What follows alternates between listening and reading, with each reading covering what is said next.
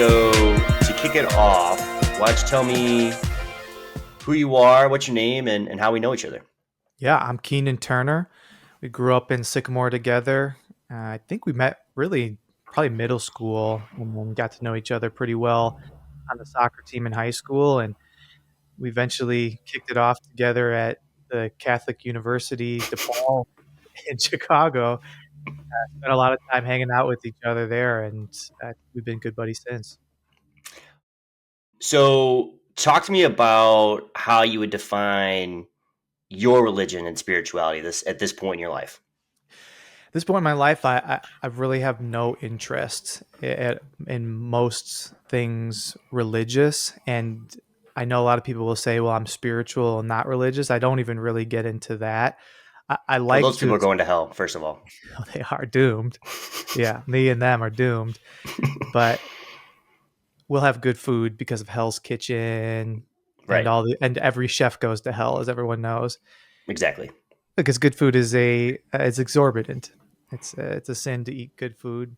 I think now it just doesn't interest me. I used to really like to go on and listen to debates about it and read different philosophies, but as I've come to really be my own person more and be in my own brain a little bit more and comfortable in my own skin, I find it less and less attractive to even dive into those things too deeply. If anything, I know it's boring, but I suppose some Buddhist philosophies tend to appeal to me, but I don't like structure at all. Sure. That makes sense. So let before we get into like the why now, like why Sorry, you not believe that all now. chefs are going to go to hell. I Sure, don't which ones aren't? I don't think the lady from uh what's this? I like to visit. I'm getting a note from my wife. Sure. I like to visit that country of religion. That's true. Yeah, I think I'd like to get into that of where I do like religion to kick in, but the Julie and Julia lady's not going to go to hell. She seemed really nice. Interesting. What do you think? I think the people on the Great British Baking Show are also. I think they're safe. Oh my gosh, there's no way that people from the Great British Baking Show are going to hell. So Yeah. no, those are bakers though. Yeah. That's true. Yeah. That's a great delineation there. I didn't think about that. So let's talk about like let's back it up. To where when you were a kid. So I remember you as a kid. We I don't think we knew each other until sixth grade, and in our hometown, Catholic school went up to sixth grade, and so Mm. there's maybe probably like 10 people that I could name from our high school class that actually went to the Catholic school in our hometown, and then ended up joining us into the junior high school where we grew up. So I want to talk about like that part, and then I want to get to your interesting story from college, and then ultimately like where you are now. So like, talk to me about like, did you have beliefs as a kid, or was it just like you were thrown into this environment and then you survived within it? I love that. I was in awe of what I would call Catholicism. I mean, maybe more generally speaking, God, but I think it really was specifically Catholicism that just it floored me in so many ways. There's a lot of fear in that. I hate to lead with that, but I unfortunately, as I look back, a lot of that was a fear of the devil coming to get me and the fear that we'll joke around a lot on this, but truly, even the Undertaker, the Undertaker from WWE and his minions and everything else, that scared me. I thought that these were real evil entities that had direct and daily impact on my life. So uh,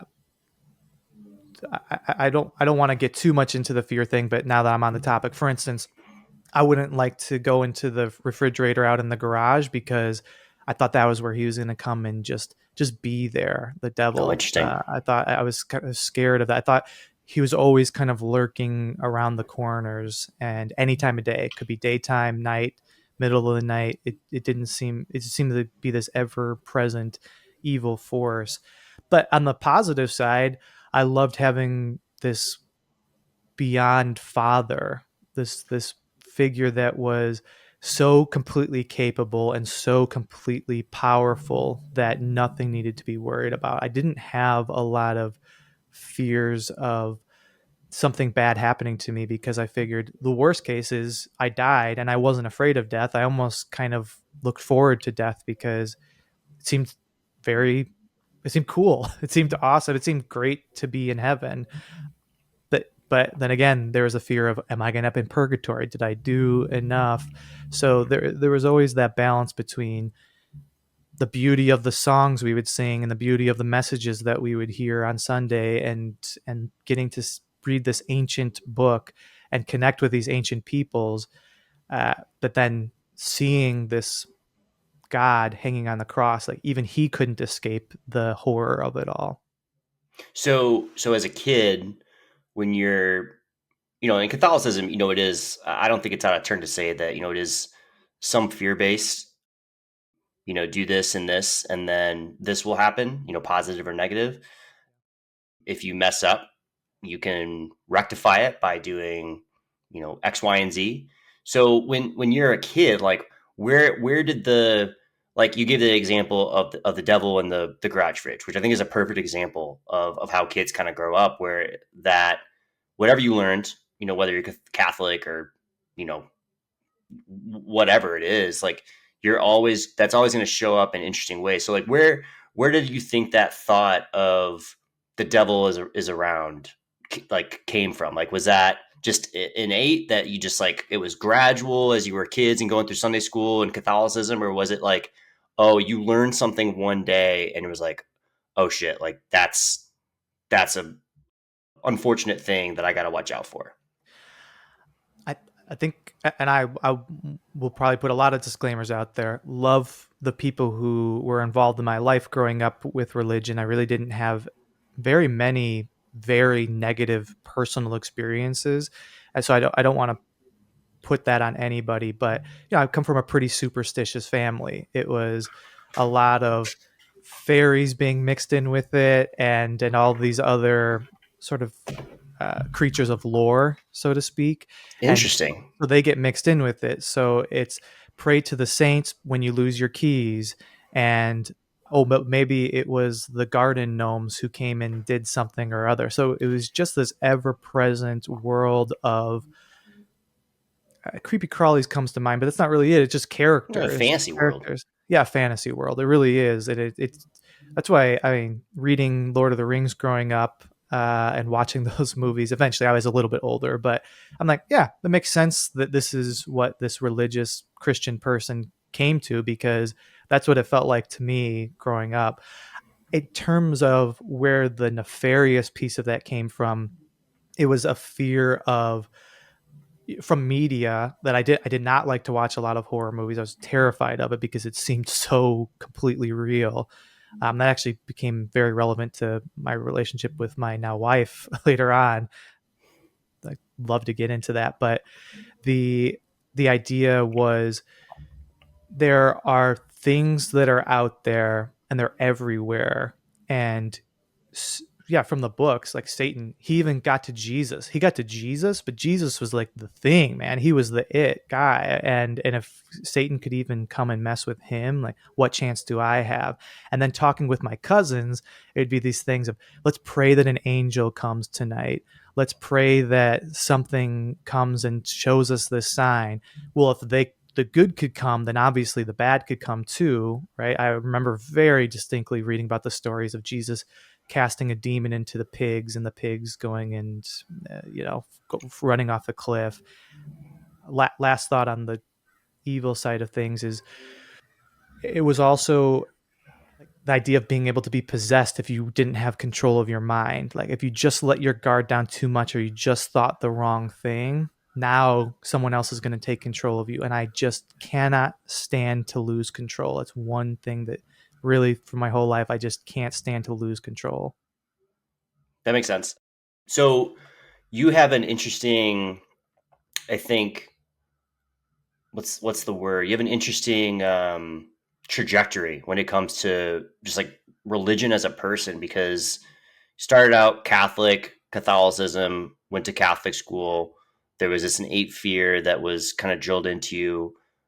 good or bad. That's not an indictment on Catholicism. It's just kind of what it's about at times. But like, what what drew you away, or like, let me ask you a better question. So there's ages where people start to like you almost like wake up, and you're like, what is it that me, Keenan Turner, believe in? Like, when did that start to happen for you, and what were the indicators for you that maybe Catholicism wasn't right for you as a person?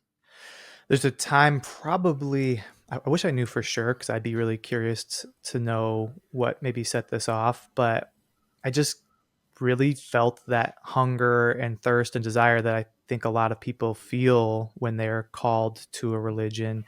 And there came a time where it became pretty clear if I wanted to stop going to mass on yeah, on the weekends that I probably could have. But I'm a rule follower in a lot of ways. I really like to have rules and I like to follow rules. I like to not get in trouble more than anything else.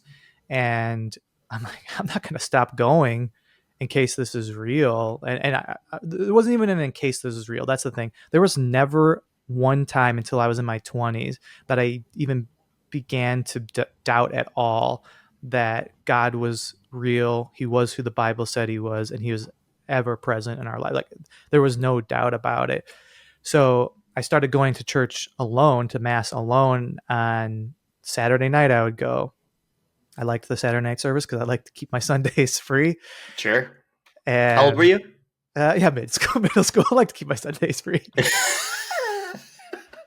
So you're in middle school going to church by yourself on Saturdays. Yeah, and I would Interesting. love to go and sit up in the choir loft because Sure. usually we would sit down because I had come from a large Catholic family, seven in total of us, 5 kids, and I like to sit up in the choir loft and just sing. I'm not a good singer, but I'd love to. It was a spot where it was not only okay, but adults. I remember this lady who worked at the deli counter at, very sweet lady. She worked at the deli counter at Browns County Market, our grocery store growing R.I.P. up at RV. And the Browns actually went to church there, and the former wife, the wife at the time of the owner, was somewhat involved, pretty involved actually, in some things at St. Mary's, at the school that I went to growing up, which is the same church that we went to, right across the street from my parents' house. So it all felt very much easy to get to, right? I could just walk right over. But I liked to be up there singing these songs, and I enjoyed it. But it's this whole thing. It was this ritual throughout, right? Every Catholic mass is exactly the same, except for what the readings happen to be that day and what the homily, the usually 10 or 15-minute homily was. And it just wasn't enough for me. And so I found myself wanting something else. So where my wife starts to come into the picture a little bit, a couple of my buddies started to hang out with her sister, and her father is a retired Baptist preacher in Sycamore as well. And so started hanging out with her sister, and through that hung out with the family. And pretty quickly, her dad took me out to Wendy's. Do you want me to get into this now? Of course. Yeah. This was probably the most How old were transformative. you? I was going to take her sister Hannah to homecoming, so I must have been a sophomore, I think, Okay. in high school. And her dad would always meet with whoever was going to take the kids out. And another rest in peace, the Wendy's that was right next to Browns County Market burned Yeah. down. I had a fire. Yeah. Yeah, it's in hell now too because it's on fire. The whole Wendy's, which is good for the people in hell if they have beef. Well, I think the Wendy's in hell, the frosty machine is probably still broken, unfortunately. Well, it would melt right away anyway. Yeah. It's a losing prospect there. But he took me there, and I probably for the rest of my life will never have a moment that is from a religious, spiritual, whatever perspective so transformative, because he sat me down. I love to talk to grown-ups, and I knew he wasn't trying to intimidate me. I saw where he was coming from. He had his perspective that he wanted to bring, and he just wanted to check me out, and I totally understood that. I really like honor things like that. I like things where it's, hey, I have my daughter here, and who's hanging out with my daughter. And now I look back and think this is a guy who was he was really concerned for me in my eternal salvation. I'd never in my life had someone sit down and talk to me so openly and so clearly and so on my same level. He treated me like a peer. He was genuinely curious, and he still is genuinely curious about what my thoughts were. And he brought up a story. He goes, "Well, there's all these people trapped in a burning building, and what are you going to do to try? Are you going to try to help them out and get them out of the burning building, or are you just going to leave them?" I'm not doing justice to the whole metaphor, but that's just what I remember from it. And the overall takeaway was, oh my gosh, I don't have to sit and hear what a priest has to say about it. I can start to philosophize, and I love to Mm. philosophize. I love to try to dig at things myself and come at it at the right angles and ask questions about it and hear what other people have to say. It was, I mean, it's like the first time you'd have sugar if you'd never had sugar in your life. It was like, what? Someone's been keeping this from me? It was an unbelievable moment. What was the difference between, like, why couldn't you get that in Catholicism? Yeah, I think probably I could, to be fair to Catholicism. I think it depends on the church that you're involved with, but it was so stifled and it felt so stuffy to me. And maybe that was because I went to school there. And then why do I have to go to the Wednesday night thing too? And then why do I have to go to church on Sunday too? And I'm still not getting what I want out of it. And I don't think a lot of people in any religion. I think generally speaking, I'm going to say that generally based on my experiences, but certainly in Catholicism, I don't think they've done that deeper thinking into challenging and prodding and trying to figure out the why and where are we getting this information from and how can I go to this information if I'm not in church, or why would I? So it was, now you can take the Bible, put it in your own hands, and within certain set parameters start to lay out somewhat your own pathway. Whereas with Catholicism, I think largely it's kind of discouraged to do that. Even though they would not say that, I don't think there's a lot of encouragement to dig in yourself. So And in more fact, more yeah, go ahead. good. No, that's fine. There's nothing else to add there. No, I think it's Catholicism is more of the structure, and maybe it's not Catholicism. Maybe it's just religion. Depending on where you go, right? Like, they're gonna, That's it. some religions are gonna encourage free thinking. Some are gonna maybe not discourage it, but it's not, at the ready, which sounds like that was the case for Catholicism. Is that fair? I think that's fair. I think that's fair. And now I will say there were times where I got to sit down with Father Timar, who was he's now passed. He was a great man and a great man of faith and a great man of allowing those questions when you would talk to him one on one. And I did have moments where I said, I mean, I would go to him, "Hey, I think I'm called to the priesthood," and he would challenge on that, and I'd say, Hmm. "Well, hey, you were just on your homily this last Sunday." I can't believe this. I haven't thought about this, but I'm a junior high or early high school kid. I think junior high, going to him, meeting him in his office, which is wild, to see like he's got Bears paraphernalia and just lives in an otherwise kind of normal Just a normal environment. dude. Yeah. Yeah. But I said, "Hey, you told this story about the rich young ruler who comes to." Yeah, I'm almost getting emotional about the story because it meant a lot to me how he treated me. But the rich young ruler who comes to Jesus and says, "How can I, follow after you? How can I get into the kingdom of heaven?" And he goes, "You got to do this and this and this." And the guy's like, "Yep, I do all of that." And then at the end, Jesus kind of sees into his heart and he says, "You have to give up all of your earthly belongings and come and follow me." And the guy's like, damn, I don't want to do that. Yeah. Who That's not would? exactly what I want to do. Yeah, who would?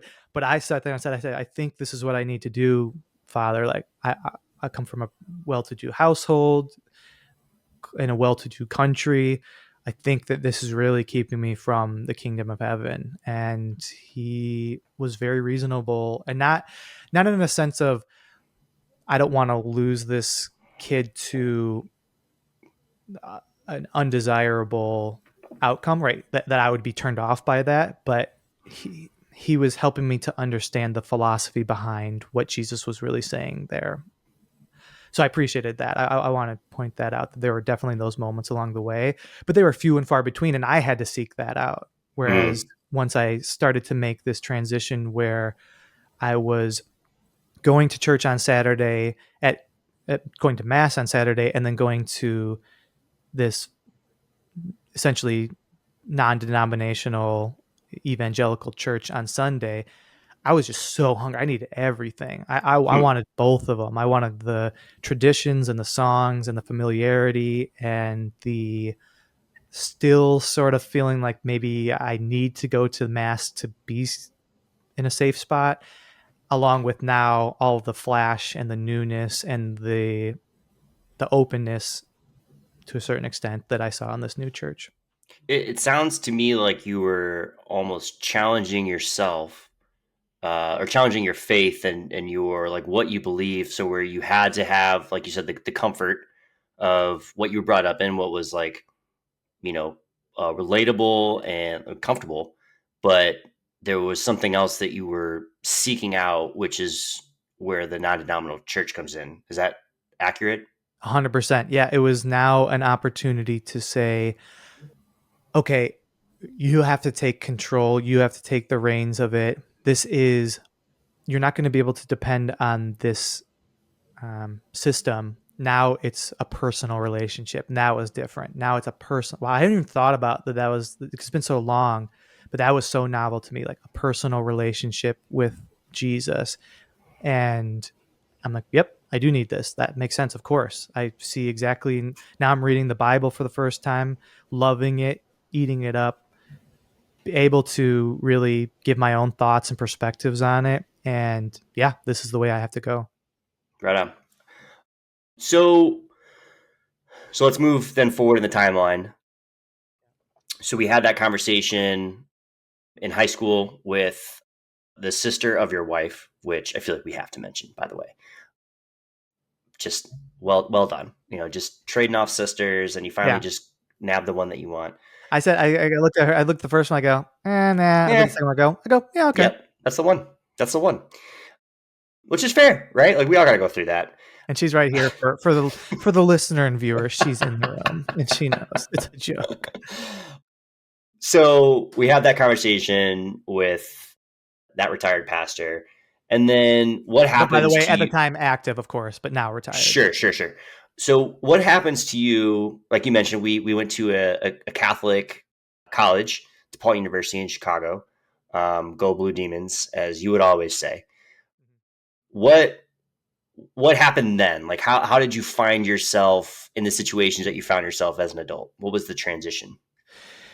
So a quick recap of the high school thing. High school, going to the church all the time. My parents not loving it. Getting So in high baptized school, yeah, let's go back to that. So in high school, then you were all in on the non-denominational Jesus Christ, non-denominational church, to the and non-denominational Jesus Christ. You got it. to the non-denominational Jesus Christ. You know, black, white, yellow. Who knows what he is? Yeah. But so your parents were then upset with that, or like talk about that transition.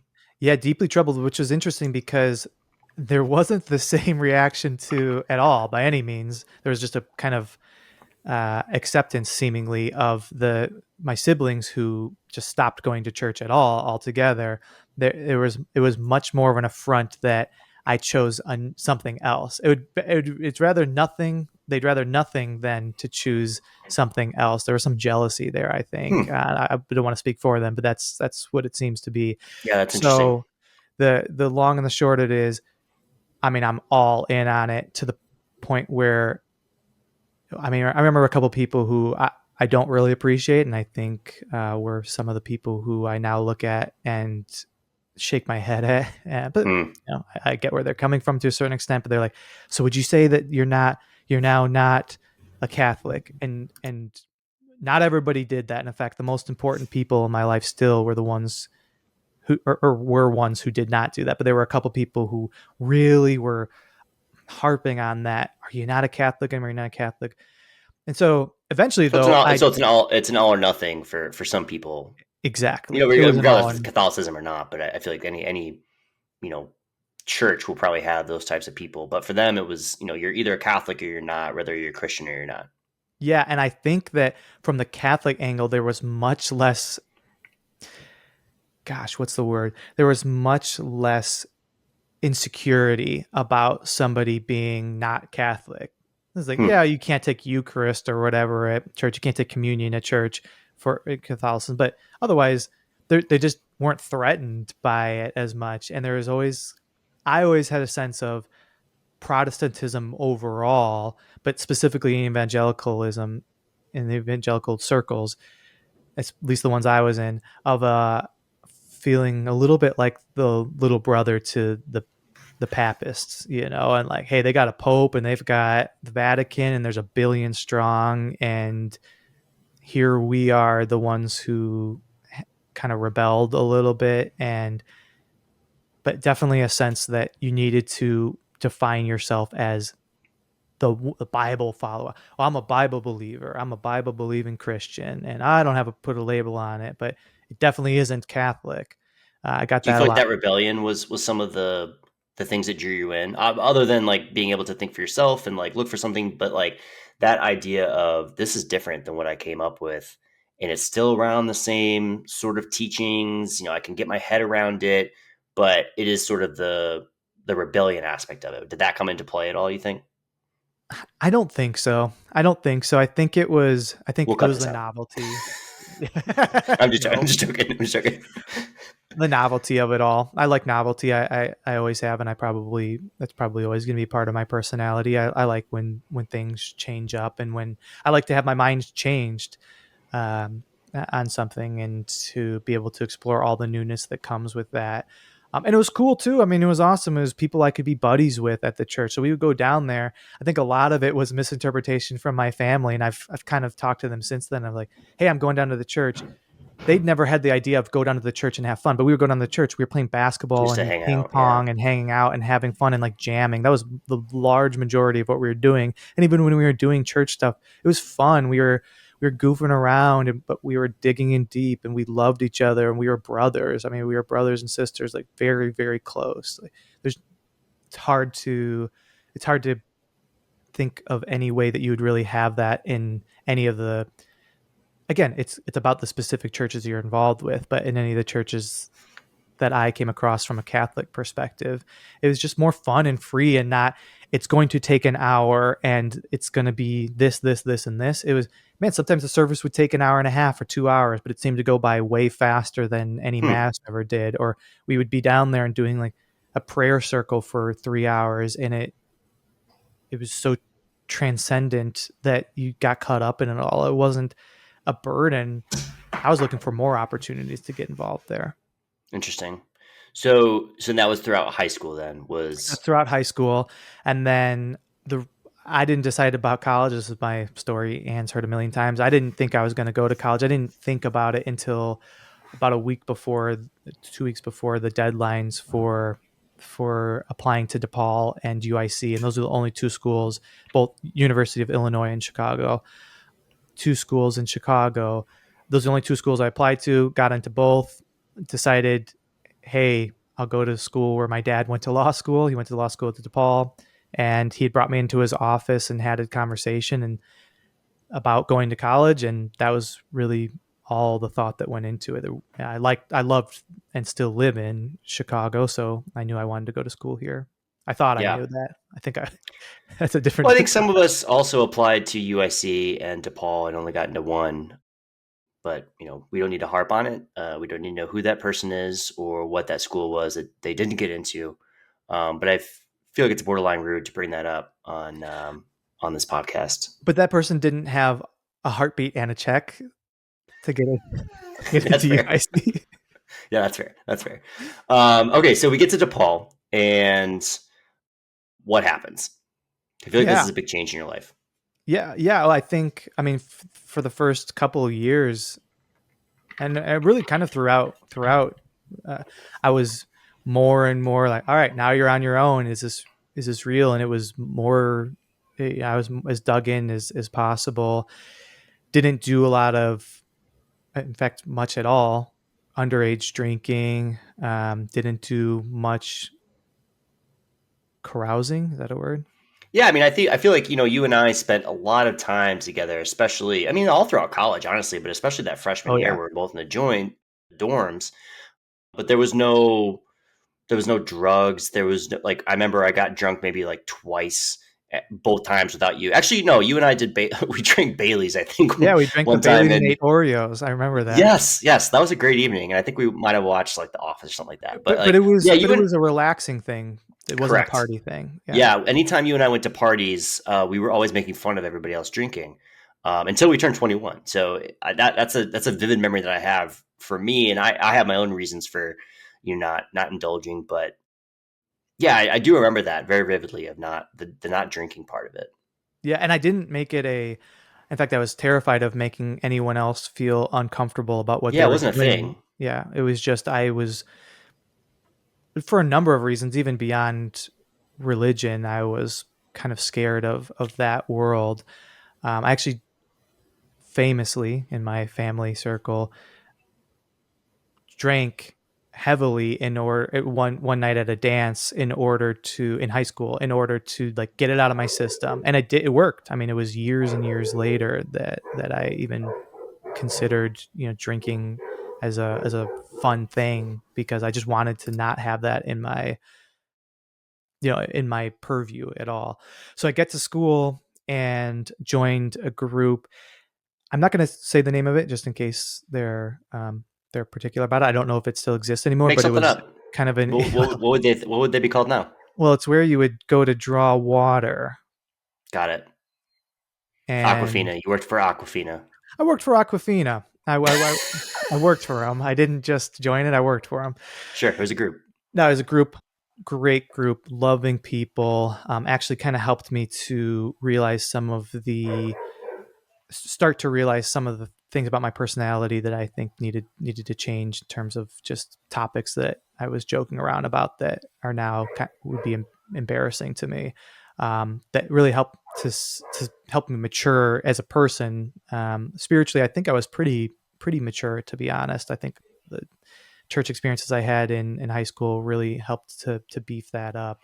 But I went and I was just like, yeah, let me go. It was not an obligation. It was a thing that was really important to me. And you and I had a good friend, Faraz. We won't say his last Hmm. name, but he he was and I still believe is Muslim. And Hmm. man, that's what I loved so much.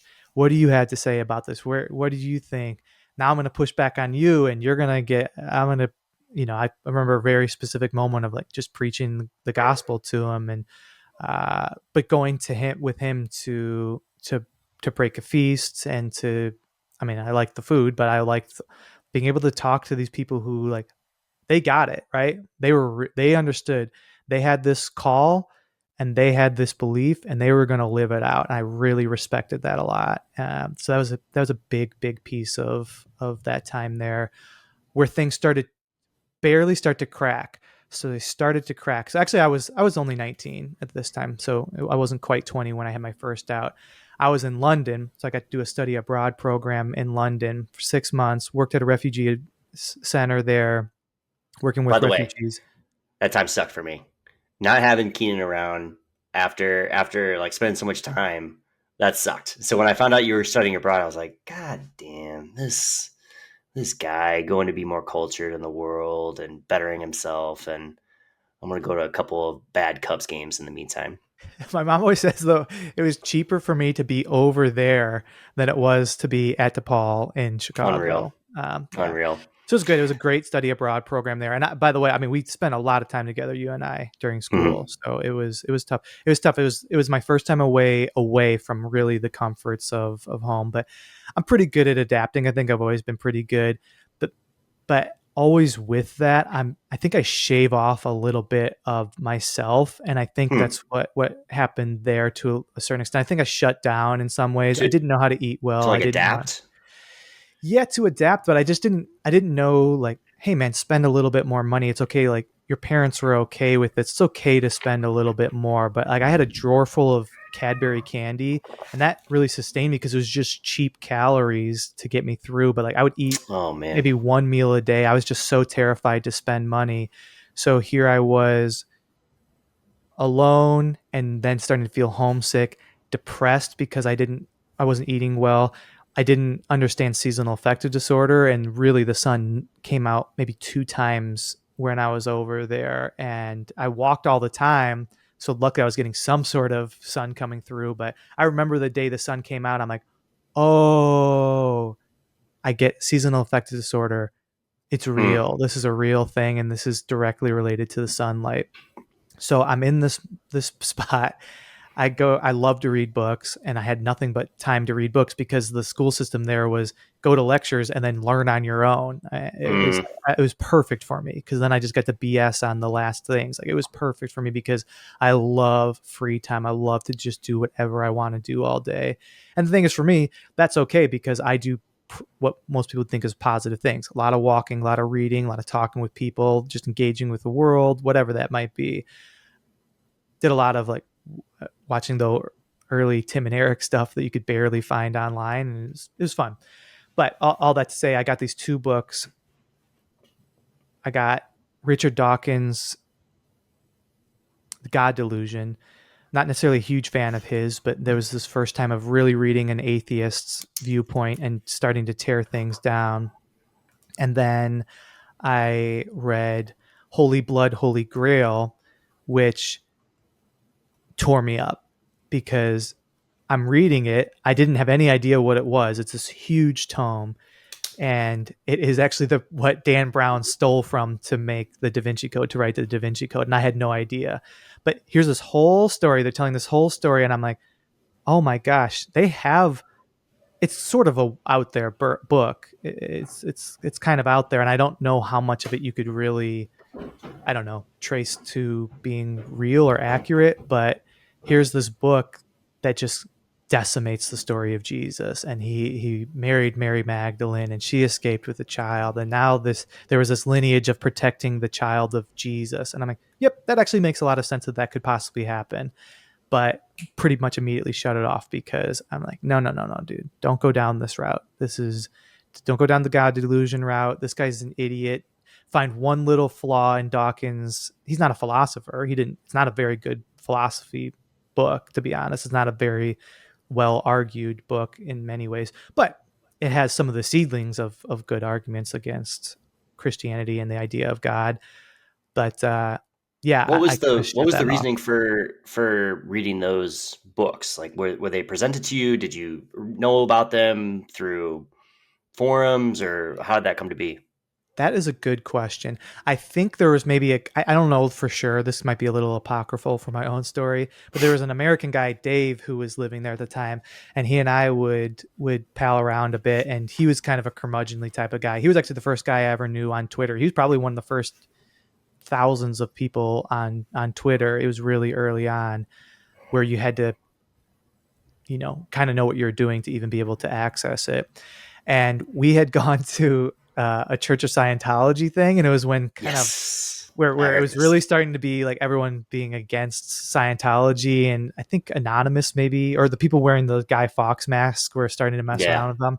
So we went to it, and the lady's there, and I'm like, I'm just gonna make up this story. And we were with this guy from Argentina too, and he was loving it because I walk up to this lady who's just proper in her little weird uniform, and she she's asking me the story, and I'm like, yeah, I came over here because not at all to make light of anyone who has substance abuse issues.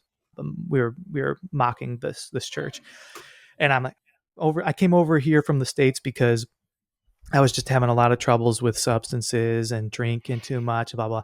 And I see this lady in her pocket. She has a little dial. She's dialing the little switch up on the little Phaeton reader thing, and I'm like, whatever. It was just so transparent. I mean, immediately trying to make the sale on the book, and so I think maybe through those interactions, Dave was like, "Hey, read this God Delusion book," and then Holy Blood, Holy Grail. I was just interested in.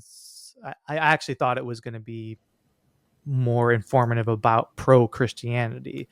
And it's not necessarily anti-Christianity. It was just a different story, and just hearing those different perspectives, and having to, when you read a book, you're forced to confront it page after page, word after word. It just started to be able to wend its way into my brain. So that planted the seed. So essentially, a couple college dudes out in London, you know, doing what college kids do, making some not trouble, but you know, just causing havoc to this cult. Scientology is a cult, and if you're in Scientology, oof, I'm very very sorry, but it's a Get out or definite. get me a free book. Yeah, exactly. Yeah, just give me the L. Ron Hubbard book. I'll read about it. I'll read about the Thetans and all that stuff. So so then in that context, Dave presented you with this book and was like, "Hey, you might be interested." So was Dave a Christian, or like what was Dave's background? No, no, we didn't talk about it much at all. We would Okay, just so we it's would just just like he found it hang. interesting, and he might, you interested in religion might find this interesting. Yeah, that's maybe what it was. I just remember being at a bookstore, and maybe actually they were just there. Maybe Dave wasn't Sure, involved at all, but he was kind of mixed up in the story. Like, we would go and watch movies too. Like, I remember Iron Man came out when I was over there, and just blew our minds. And that was mostly what that was about. But got it. so being away from home, being in London, that was kind of the first cracks. But man, I came back to school, still was involved in everything as much as possible, and then made the decision probably junior or senior year. I thought I was going to go into the CIA. I thought I was going to be CIA pretty much all growing up. In fact, when I eventually proposed to my now wife, I told her that day, "Hey, this is the plan, by the way," and she cried because it's such a confusing thing to just drop on somebody. And I'm like, "Oh, I don't think I'm going to go that route." But going back to junior, senior year of college, I started taking Chinese courses because I said, I'm going to go be a missionary. I'm going to learn the hardest language in the world and go to this place where nobody is really going to go to preach. And I'm going to reach these people with the gospel. So I've always been interested. So I very vividly remember you saying that you were going to take Chinese. I think you were a little bit guarded in terms of like the reasonings why. And even when you went to China, I didn't really know like the whole story. And I know that was by design, based on like the government and just their whole thing. But like, what was there a conversation that you had with somebody, or like walk me through like the decision process to first, like, I think Chinese is the decision to take Chinese is like the second step. How did you get to that first step of saying like, okay, this is the means to an end of like getting to China to then be a missionary? So even as a kid, a very young kid, I'm talking 7, 8, 9, 10 years old, I remember sometimes just lying on the floor right in my parents' sort of, I guess, a library. But there's a little Wow, fireplace in there. there's a library, huh? Yeah, where I said well to do, didn't I? Uh, and, I remember lying there and thinking like, God, if you need to kill me right now, if that's going to be helpful, do it. So I was just Wow. always willing to be a martyr and to do whatever it took. Like, I wanted to be good at for God. I wanted to do something. I understood the idea of this being a fleeting existence. So eventually, in high school, with the height of the Iraq War and Afghanistan, and fresh off of 9/11, which is probably the only time we've ever seriously brought up 9/11 together. um, That's so true. We don't need to get into that. but I was like, okay, I'll go to the Middle East. Like, clearly they're killing people over there, and I'll go be a martyr over there. That was a big thing growing up. Was like these stories of Catholic martyrs, and like that's how you could become a saint. I didn't want to be a saint, and I didn't think didn't even occur to me that I could even be a saint. But that But was in the back of your mind very, very clearly, it was right? Of always in the like, back of my mind, and so I thought, I know CIA wants people who can speak Chinese. I know it's a big thing. I could see, it was clear at that time already the emergence of China was going to be a big deal. Uh, I think it's been less of a big deal than we thought it was going to be, but yeah, I knew that there was going to be wow, I can do both things. I can do my duty to God and to my government. And it was less about being super pro government and more of just the intrigue of it all. I loved the only show my mom ever watched growing up, and my dad didn't watch any TV at all. We almost never watched TV unless it was Bulls games. '90s era Bulls. We were pretty lucky to grow up with that. No But we watched doubt. X-Files, so I had again more of this, and I still keep the conspiratorial side of myself, but more of this. There's something else going on in the world, and not everyone is seeing it type of thing. I loved the FBI, but that I didn't see that my abilities were going to really tie into the FBI, so I chose CIA instead as you know, my aim. But all let's say, China just seemed like I would always pray and think, God, what do you want me to do? And it always ended up being the hardest thing, which is really interesting for me because I do like comforts a lot, but I always found myself trying to go outside of those comfort zones. And so that's really where China emerged. Went over to China, was it wasn't even enough for me there. Like I didn't thank God that these people were not, all about just preach, preach, preach. They were really about relationships. Amazing group of people that were there in China that I was like, man, why don't we do this? Why don't we proselytize a little bit more? Why aren't we doing this? But just naive and not really understanding things. But yeah, I was huge on it even through all of that, and I was long distance with Anne, dating her at the time. But that's that started to get to me. That started to make me think, why would you set this situation up, and why aren't these people responding? So you have this feeling of, potentially, your life is worth less than what the gospel it is, right? Like the your life compared to what the gospel and your faith is nothing in your eyes at that time. And so why not take that on the road to China, a very dangerous place for religious people still, and see what can come of it?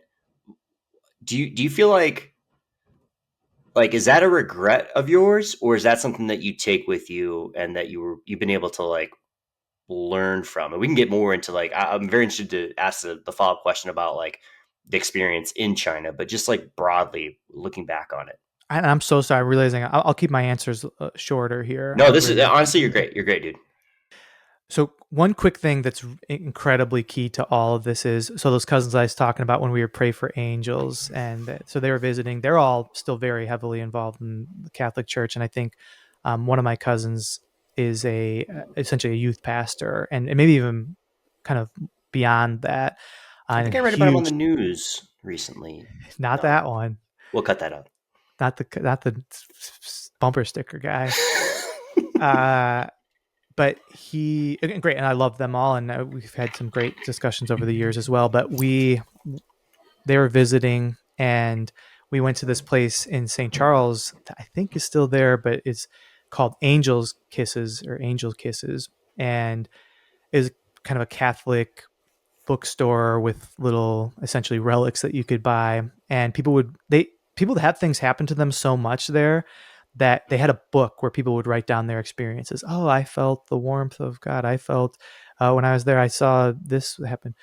And so, of course, you're a little bit primed. You're a kid. It's also sort of the spookiness of it all still is there. And there was so this place sits a little bit below, not a little bit, it sits below ground level, so it's kind of in the basement there. And I remember there was construction happening outside, and they were jackhammering the sidewalk right outside there, so it's right here. And then they say, oh, go put your hand on Jesus's the statue of Jesus, and pray. And so people are all doing that, and I go up, and it's a stone statue. It's all concrete stone, whatever. And I put my hand on it, and I'm just a little kid. I've never had anything like this happen in my life before. But all of a sudden, outside, completely silent, or so drowned out to be minimal. Whereas loud jackhammering out there, and I just hear, and I'm feeling it on the statue, and I broke down in tears. I wanted to run out of the store. I was terrified and filled with the Holy Spirit, and joyous, and excited, and terrified. And I wrote my little thing down in the book, and the lady loved it. She couldn't believe that this thing happened. So that carried me for a long, long time, because I thought, never had anything else like that happen. I'm not the type to buy into this. Even as a kid, I couldn't understand it. And so that carried me a long way. So I think for a while I was riding on those fumes. Eventually get married to my wife. I'm getting to the idea of the regret. I think we probably have to put a push pin in that because there was no regrets at all. I'm like, dude, I'm doing the exact right thing. This is great. Get involved in a church here in Chicago where she and I are leading the Bible study. I'm great at it because I had this great example from her dad of how to lead a Bible study, how to get people engaged, how to push back on people, play the devil's advocate, make sure people are really understanding and backing up what they're believing from the Bible. Really loved it. But then it just, the fumes wore out. The When you fumes, got back from China, you mean?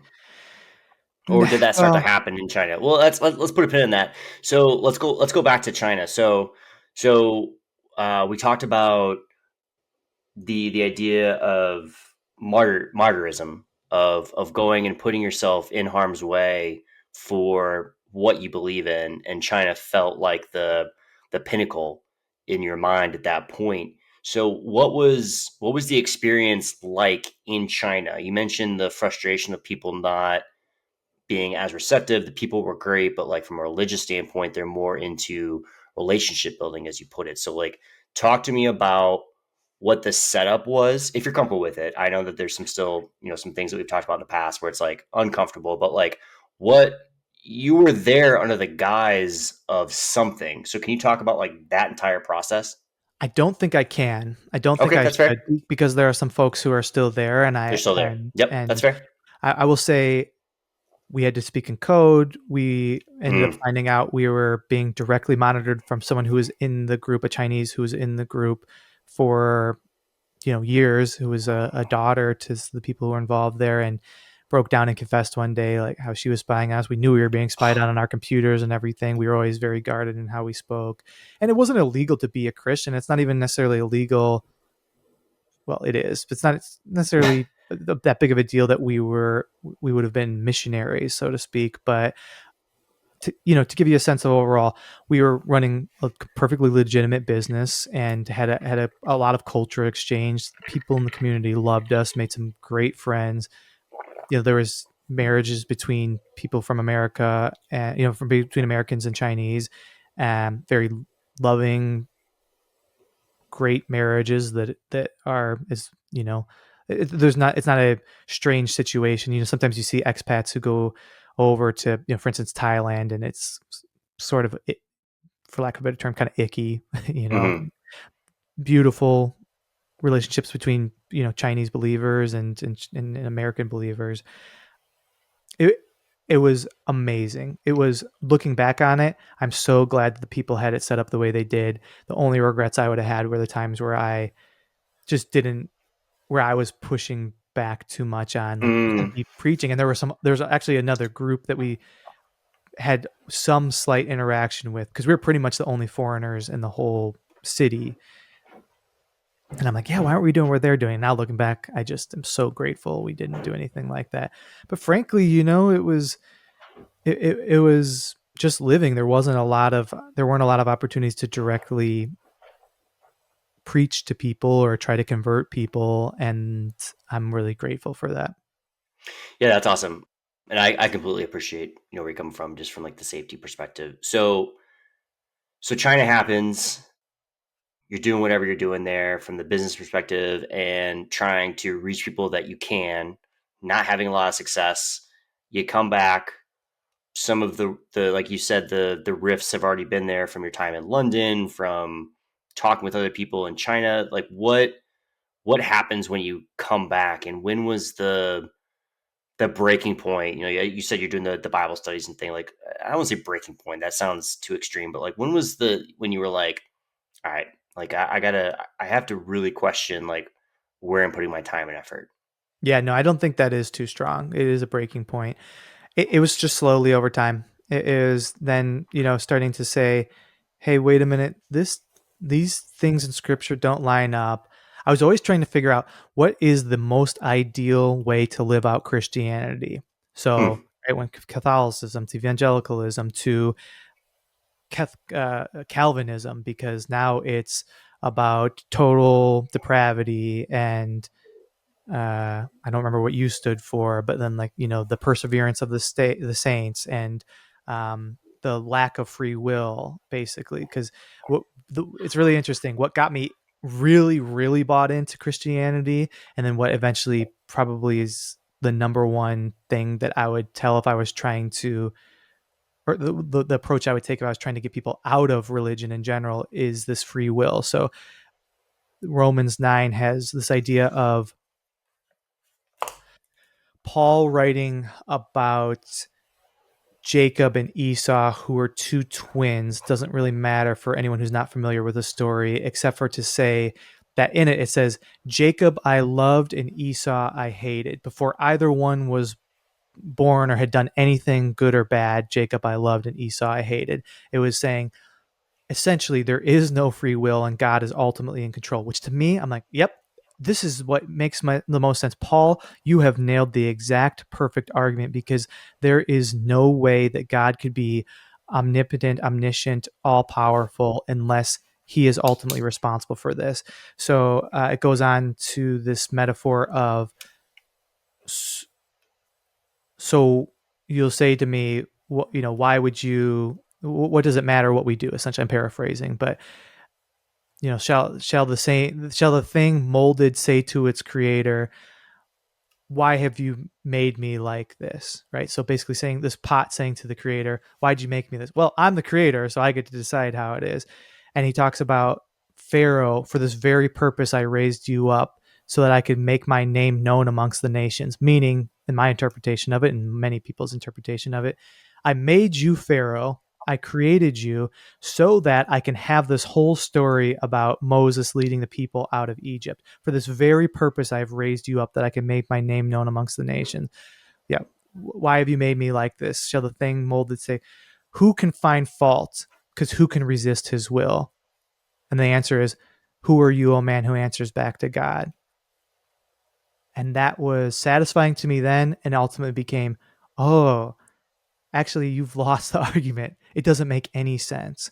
It doesn't make any sense if there is no free will. You got that right. But even if God was real, he doesn't have free will, and that's what really kicked it into place with me. And I had Anne bring this book out, The End of Faith by Sam Harris, one of the at one point in time known as one of the four horsemen of atheism, along with Dawkins, Dennett, and um, Christopher Hitchens. And in so I had the free will piece, and then I had this book, which was, he largely has this framed in terms of Islam, but I couldn't help but see, wow, this, I'm a hypocrite if I don't see how this applies to Christianity, about how it's just incompatible with the world we live in and the dangers that it brings. It's so junior high angsty, or middle school or high school angsty, to say, like, look at all the destruction that religion has wrought. But then I was face to face with it. There is no free will.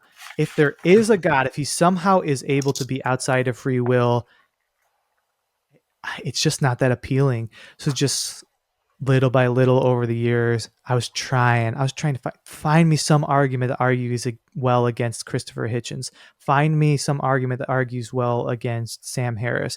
There was this book. Did I ever have you watch that movie Collision, that documentary where Hitchens was talking with a preacher who was very, very intelligent and did a great job in their conversations? I think I've seen it, but I don't know if you sent it to me. It's really good for anyone who's interested in a very good and fair, I think, documentation of atheism versus evangelical Christianity. I think that's a good one. That I'm like, wow, Hitch seems to win this one. But then I'd watch a thing of Hitchens versus Reverend Al Sharpton, and it's like, wow, Al Sharpton just destroyed Hitchens in this argument, because he was arguing for the existence of God, not specifically the Christian God. And I'm like, wow, he got him. So it would just be this back and forth, and I would go through this over and over and over again. I was just trying desperately at the end to find, and not that's the end, but towards when I was exiting my exit, trying desperately to find something that would be the argument that would keep me in place. And then once the veil is lifted, you start to see this person's not interesting. These people who are talking to me about like, you got to be not Catholic, they're disgusting. The way people treat each other in this church, it's just gossipy, and there's not real love here. They're not acting like Jesus. And if no one's really acting like Jesus and you know them by their fruit, then I know them by their fruit. And the tree seems to be not very rooted in anything real. It just got to me too much. Eventually became too much, and slowly stopped going to church every Sunday, and then realizing, wow, I do really love having my weekends free, not just Sundays and Saturdays, but having the whole weekend free. It just became clear to me, especially with that free will argument, like it's over, it's done, it doesn't make any sense anymore. Do you feel like, so I feel like this is not an uncommon thing that former Christians go through, even former religious types will go through, of like the free will argument. Why do babies get cancer? That's that thing. Do you feel like it's, for you, it's the free will argument, or it's the contradictions that you found in digging up the free will? What's more, what led you more to where you are now? Very good clarification. The contradictions really started to peel things back. That's what started to put those cracks in place. The free will thing it's a hammer. It's over with. I mean, if it started with that, it was over. But I needed those other cracks to happen first, because otherwise I would just dismiss it. Yeah, well, God is mysterious, isn't he? And isn't he so above all of this? And isn't our thinking so limited? But God's is so expansive. But it was the contradictions started it, and the final blow is for sure the free will piece. Well, free will is the hammer is the name of this episode. That is for sure. So let's talk about now. Like, so you've devoted so much time, so many of your years, not for good or bad. It's your experiences make you who you are. I wholeheartedly believe that.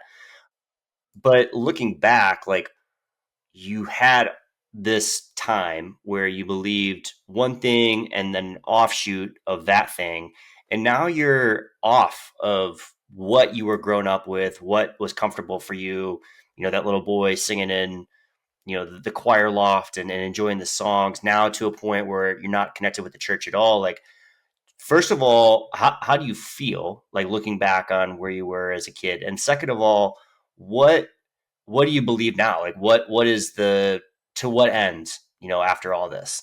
Yeah, two things. One, I have this light, the halo light that would have made me look so good. I wish I had set that up before, but I look no like point shit. now. I'm sorry, pal. No point now. We would always talk, my fellow evangelical buddies and I, about like, hey, if God's not real, if there's no real, I'm gonna kill myself right now, because what's the point of it Hmm. all? You had those conversations. That's a real conversation. Oh yeah, a lot, Wow. often, and on top of it, I mean, not to be flippant about it, I've always kind of had suicidal ideations, that for whatever reason. I think that's part of what makes the martyrdom so easy. It's like, hey, I'm gonna kind of death by God in some sense, Sure. death by martyrdom, suicide by Well, martyrdom. I vividly remember you saying, "It's a miracle I lived to 26." Like, I remember being with you somewhere and being like, "Wow, I didn't think I'd be here." Like, and I remember thinking, wow, like, what a unique way of thinking, because most people just assume it. Like, most people just assume, like, yeah, that's what happens. But like, your point of view was always extremely interesting to me. And that martyrdom, and obviously that came through. But continue what you were saying. Sorry. Yeah, no, I think that's all a big part of all of it. It plays a huge role in it. And so I would, I thought that's it. If it's ever gone, it's it.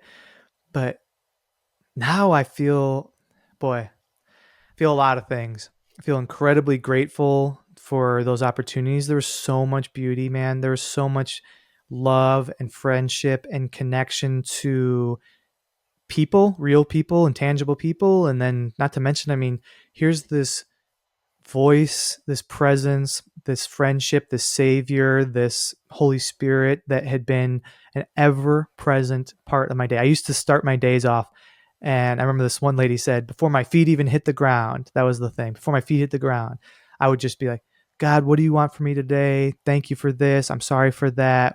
Just constantly thinking through all of these how what did I do wrong yesterday? Not even in a bad way, actually probably in a good meditative way. What do I want to improve on today? Constantly thinking that those thoughts in my head. But then it was cool on the flip side of it, to get quickly to the flip side of it. I'll flip back and forth, but like, wow, all that time that was me. All those insights, all those cool thoughts, all that peace was me, and I was capable of it, and I didn't need anybody else for it. And now with the lack of free will, of course I still feel regret, and of course I don't want to hurt anybody, and I don't want to embarrass myself, but there's a lot more freedom to accept, hey, you know what? I couldn't have done anything any differently, because I would have, but I didn't because I couldn't. There's it's not, I don't know. I don't want to get into anything with determinism, but what really got me, actually, I'm glad this got brought up. What really got me over the years was, even when I was still very much so a believer, I had this thought of, you know what? I know exactly what it would be like to be that guy. If I were this unhoused person on the street, or if I were this, drug addicted single mom, I know exactly how I would act. I would act how they're acting, because they are me if I were them. That's how it has to work. There's no Hmm. other way. Remember that show where the kid, it was a cartoon growing up, and the kids would like shoot into a sports star, like they'd be Bo Jackson all of a sudden, or they would be Michael Jordan all of a sudden. No, I don't remember this. I remember thinking, even as a kid, like, yeah, that's true, but you don't know, you could only really be a passenger in them. You couldn't really be Mm, controlling them, because if you were not, you wouldn't be able to do what they're doing, because they're able to do what they're doing because they are who they are. They sure. have their unique abilities, right? You can just take your mind and put it in there, because then it changes completely. It changes the circumstances you were brought up in. It changes the information that you have, the feelings that you have, the love you've experienced, the hate you've experienced, the hurt you've experienced, the pain, whatever that is. So I started to realize, if it's true that the only difference between me and them is that they are them, and I am me, right? With all our circumstances, all of that wrapped up, what is the point in all of this, and trying to do anything except for be the passenger in my own mind and experience the journey? So it's been super freeing, and not nearly as terrifying as I would have expected it to be. That that's beautiful. I don't know, like, to describe it that way, of being your own passenger in your own life. That's a beautiful thing, because I feel like a lot of time religion is, you're the passenger for that thing, whatever it is that you have the faith in. So what so looking back, like, not even looking back, but looking forwards rather, if for whatever reason you decide that you want to have kids or adopt or whatever it is, like, have you and your wife talked about what what should be the conversation to, people that you're trying to raise from a faith and religious standpoint? Like, how do you have those conversations? And Yeah, also, and a follow-up question to that, and we can come back to this too, but I do really want to know, like, how do you know that you're right? Like, how do you know that this is the end all be all? We can come back to that, but I want to focus on the kids. Focus on the kids. yeah, I'll come back to the kids thing, because I think that's pretty. Actually, the kids thing's pretty straightforward. So I don't think we're planning to have kids, and that sort of tough, because it's like the only legacy now that I'll have is all of the styrofoam from takeout that I've had over the years. That's the only Sure, legacy that which I'm is leaving. important. I mean, honestly, just start signing it, throw it in the dumpster. Um, Years from now, when the aliens come and blow us up, they'll look at the styrofoam and say, "Well, They'll Keenan be like, was here well, they'll think it's a some sort lot of of. times." They'll try to crack what KMT stands for in this religious Exactly. relic that's been Why are left. there so many just ribs everywhere? Just ribs of just random animals. And Keenan was here, styrofoam. No joke. I'm going to Portillo's on Friday. I'm looking forward to it. I'm getting ribs. I've been looking forward to it all week. The kids thing, I don't think we're gonna have kids, and there's a number of reasons with that. It's a lot to do though with, like, it's just, I think it's a brutal world, and I don't think that there's anyone in control. And for me, I just can't handle it. I don't have Yeah. that for my anxiety and just my personality, I just don't think that would be right for me. I think if I had to step up in some situation to raise someone else's kids, if that was a situation, I think sure. But I actually am planning to have, I think I'm peaking a little bit. In my audio, I think I am planning to have a conversation pretty quickly here with some people in my life. I'm going to speak broadly here. Sure. Yeah. Speak broad. Some people in my life who do have kids who aren't, I don't think, raising their kids to be religious. I don't think they're planning on it, but it's going to sneak in there. And I just want to tell them straight up, listen, this is a problem. This messed with me. This really did more harm than good in my estimation. And I can't know for sure what would have been one way or the other. And it's not that I have a regret of it, but my life, I believe, would probably have been better, and it certainly wouldn't have been worse. I want to say something that maybe a lot of people wouldn't find or wouldn't experience in their own life. One thing that was really good. I mean, I loved making out. I made out a lot with a lot of different people. You're talking If about with like tongue and lips and, oh, a guy or a girl. as heavy as I could get, but I was Sure. terrified of premarital sex. I was Sure. terrified of it. The one thing I think that was probably really good for me was that I was just so averse to that because I was I having a kid would have destroyed my life. It Yeah. would have ruined my life. So that was one thing that it kept me from there. Was I wasn't going to be smart about safe sex. So that's Sure. a good thing. I know it seems like a funny sort of offhand thing to bring up, but that was really good. So there were some good things that came from it just by accident. And actually, Anne and I, my wife and I, talk a lot about how if it wouldn't have been for religion, she and I would never have gotten together. And so I'm very, very grateful for my best friend being in my life now. But yeah, it was because of that we are together. So that also came out of it. But I truly do not wish religion that I experienced upon anybody. How, so let's close out with this. How do you know, you're gonna react to your experiences in the way that you're gonna react to them. But, I think a lot of Christians will, maybe listen to this and say, how do you know that you're right? Like who are you to say that your way is the way and their experiences are completely different and their faith is such where you can't tell them that something is incorrect or is contradictory. Like how do you know that like where you are today is comfortable? Yeah, I don't, and I really try to.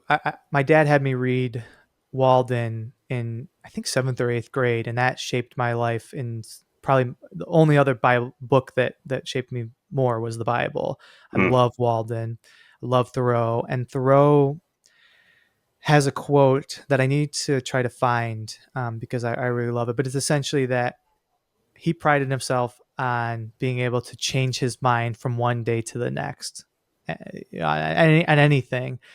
Um, and I do too. I could still have my mind changed one way or the other. I'd never want to get into the idea again of like I am right and I have the right truth about it.